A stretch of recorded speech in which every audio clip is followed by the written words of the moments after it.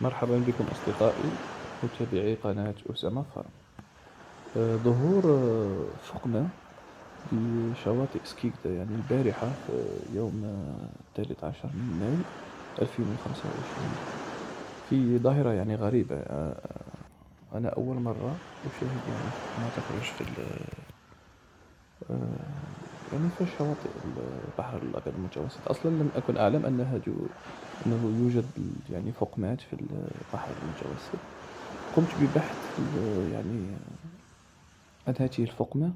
هي فقمة الراهب، تدعى بفقمة الراهب، وهي فقمة متوسطية، وفي الحقيقة للأسف هي فقمة مهددة بالانقراض.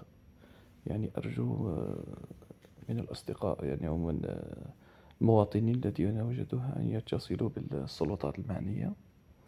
هذه فقمة الراهب هي من أنواع الفقمات المهددة بالانقراض، وذلك لتلوث البحر الأبيض المتوسط.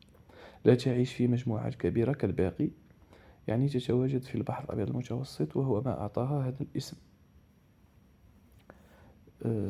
اكتشفت على الساحل الفرنسي عام 1930، وفي جزيرة كورسيكا كذلك عام 1970، وجزر ماديرا البرتغالية وسبورادا.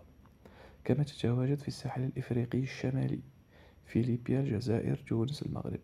لم يبق منها إلا 600 أو 800 فرد مبعثرة على الدول المتوسطية. بالنسبة للتهديد، يعتبر التلوث أكبر تهديد يهدد هذه الفقمة، خاصة في البحر الأبيض المتوسط، والذي يعتبر ممر تجاري خاص بالمحروقات. وكذلك يهدد الصيادون الفقمة لاستخلاص الزيوت أو حتى يعني لتعلقها بشباك الصيد.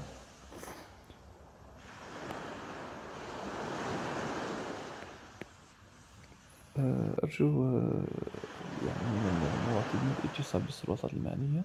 أرجو أن يعجبكم الفيديو. إلى لقاء آخر أصدقائي متابعي قناة سماحة.